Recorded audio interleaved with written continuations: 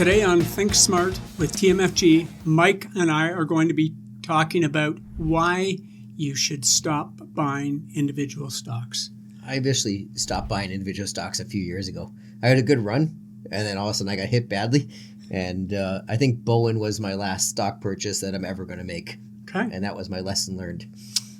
That's good to hear. Yeah. That's good to hear. So even a long-term advisor can still be wanting to buy individual stocks, trying to hit that home run. Yeah, it just doesn't work.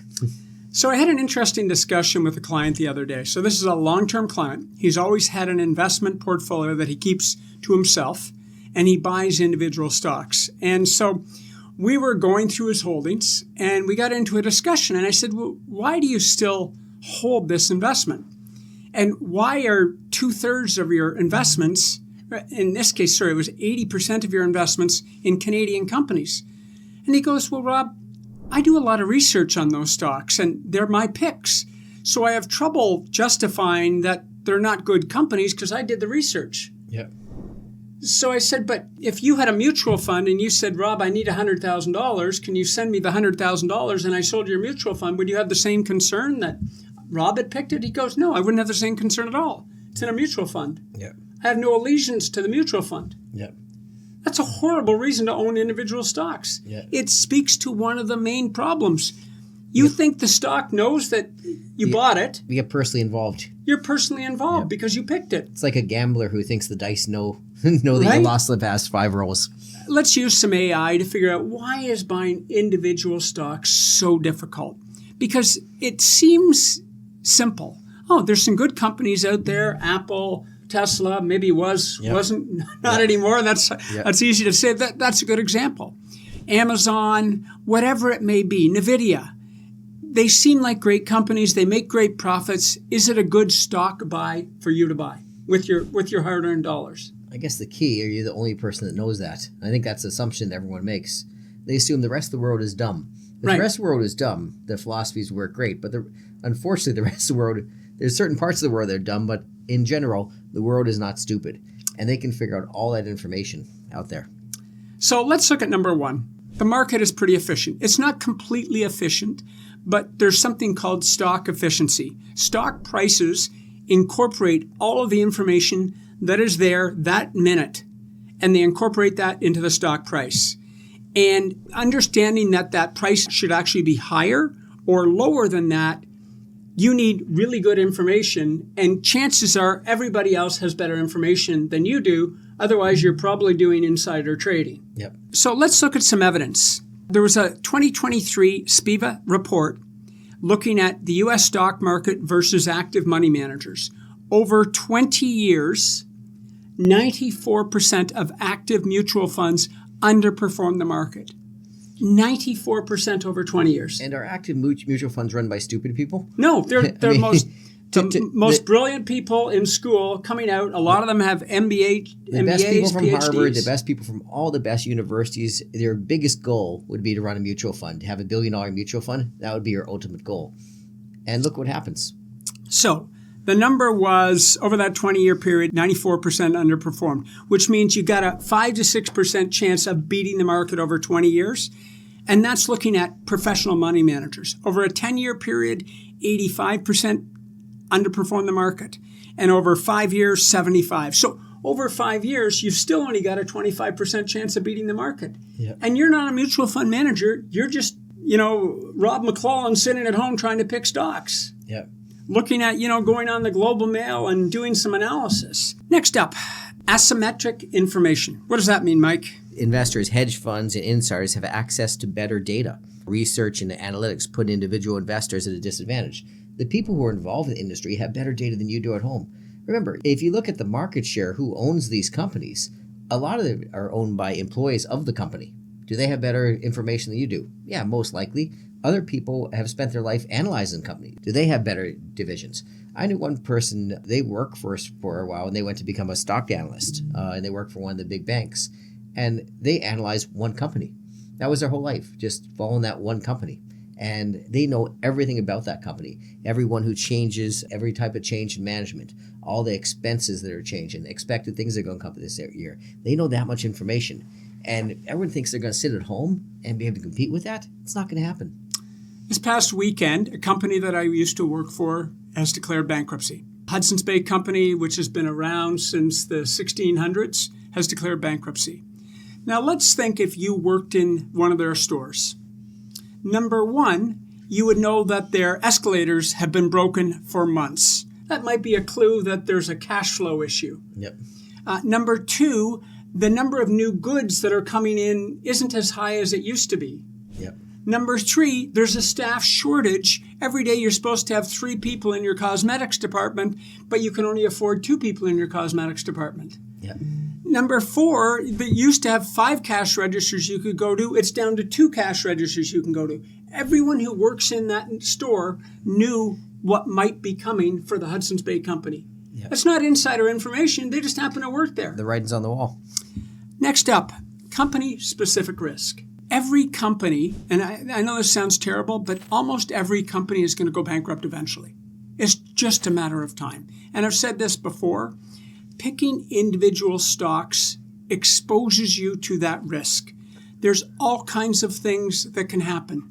Let's use the example of the tariffs. One day there's no tariffs. The next day there's a 25% tariff, and you're from Canada. 70% of your goods go down to the U.S., and suddenly the price of those goods is going to go up 25%. You didn't know that was happening until just yesterday, and maybe tomorrow he'll change his mind. A good friend of mine is an importer-exporter, and he exports a lot of goods to the U.S., and it was funny. He said, the 25% isn't random. He said, that's our profit. Said it's not just a random number because all of us that work in the industry, 25% is our profits. He's trying to take all our profit away, and they know they'll drain us down. He said it seems too odd that we're all working on a 25% profit margin, and he's put a 25% tariff on it. So a good friend of mine just purchased a business in early January. 70% of their market is the U.S. So he purchased this business under the understanding that the dollar's at this and there's no tariffs. Yep. And then suddenly now there's tariffs and the price of his goods are going to go up dramatically, and in all likelihood his sales are going down. And yet he thought he was making a good purchase, and I think he did, but he's buying an individual company. Here's the evidence. This is really interesting. From 1926 to the end of 2022, 58% of individual stocks underperformed T-bills over that time period. Underperformed cash. Yep. So forget the 8-9% average return that we talk about. Yep. 58% of stocks that you're going to buy, so you buy 10 stocks, almost 6 out of 10 of those stocks are going to underperform. They're going to earn less than 4%. You better have a couple of home runs in there to make up for the 6 that are going to have below cash returns. So, number one, and this is really bizarre, only 4% of stocks over the last 100 years account for all of the wealth creation. 4% of individual stocks. So in the S&P 500, 4% is really simple. There's 20 stocks that account for almost all of that wealth growth. Yeah, and everyone always thinks after the fact it was easy to pick those stocks. Like 10 years ago, do you know NVIDIA would be the darling of the market? It was a company that was making video chips for teenagers, right? And that's been the biggest growth in the last 2 years. Next up, macroeconomic uncertainty. Stock prices are influenced by factors beyond a company's control. Geopolitical events, economic downturns, recessions, tariffs, just changing the tax rules. All the time, you can't predict what's going to happen, and yet you're putting your hard-earned dollars. Let's say I've got $100,000 or $50,000, and I'm going to go put it into a stock. You don't even know half the risks that you're taking when you do that. Yep. Next up, psychological biases. That comes back to my client who, he was tied to those stocks because he picked them. He did the research. He put his hard-earned dollars into those companies, and he doesn't want to sell them, certainly at a loss. Yep. And if he's made a lot of money, he doesn't want to sell them either. So he's kind of stuck. He doesn't want to sell them at a loss, doesn't want to sell them at a profit.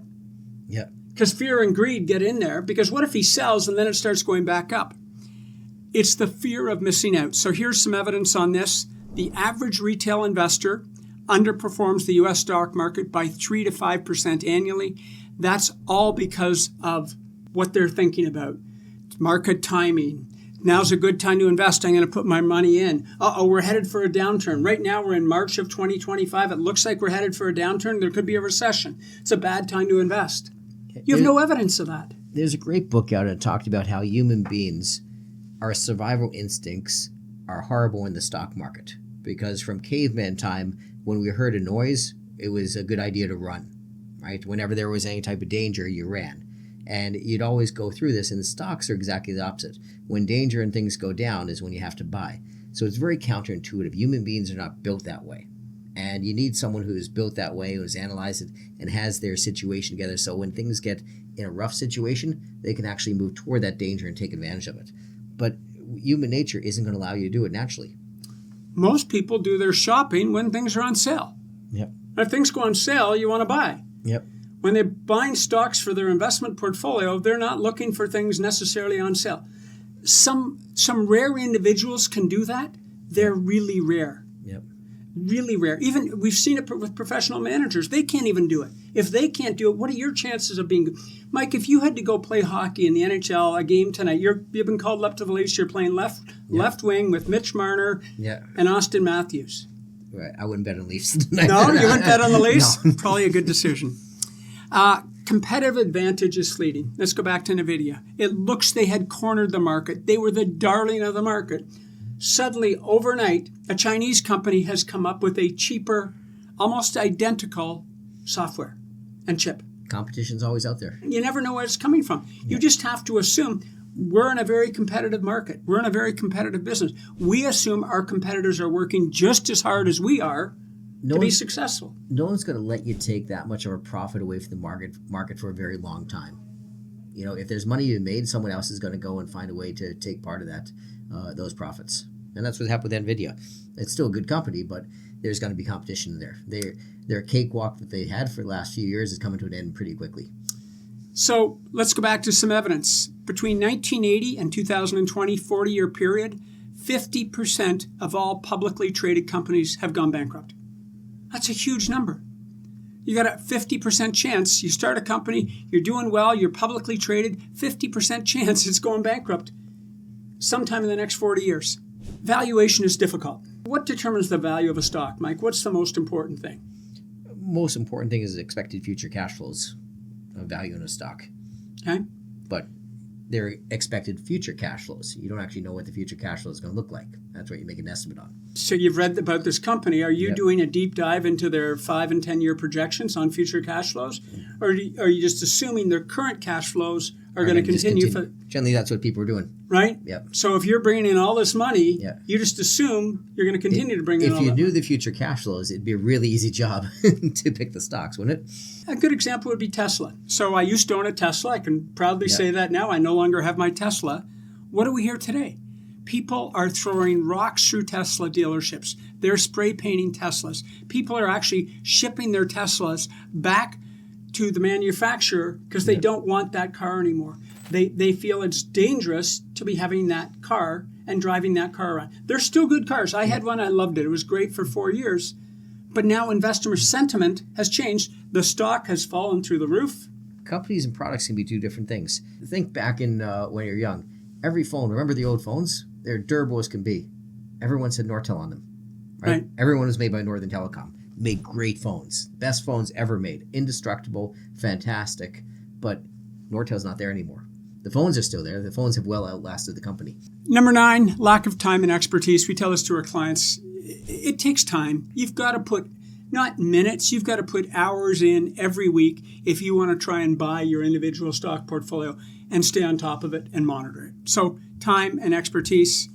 The last one is survivorship bias. The media, remember the media isn't always helping you with this. They're always focused on what are the hottest trends and then what trends have completely ended. And so your selection of individual stocks is going to tie into that. What were the big stocks when COVID came around? Oh, COVID was Zoom was huge. Yeah. DocuSign, right? All of those things. Peloton. Right, Peloton. So the 3 great companies, because you were expected to use Zoom all day long, to be DocuSigning all your documents, and you would just work out on your Peloton in the morning. All of those companies have been a complete disaster. Yep. It's really hard to pick individual stocks. In conclusion, stock picking is a losing game for most people. Most professional managers fail to beat the market. The majority of stocks underperform the risk-free rate of treasury bills. A small percentage of stocks actually drive the total stock market returns of 9-10% over time. And retail investors underperform due to poor timing and emotional decisions. That brings us to the end of another week. This is Rob and Mike with Think Smart from the McClelland Financial Group.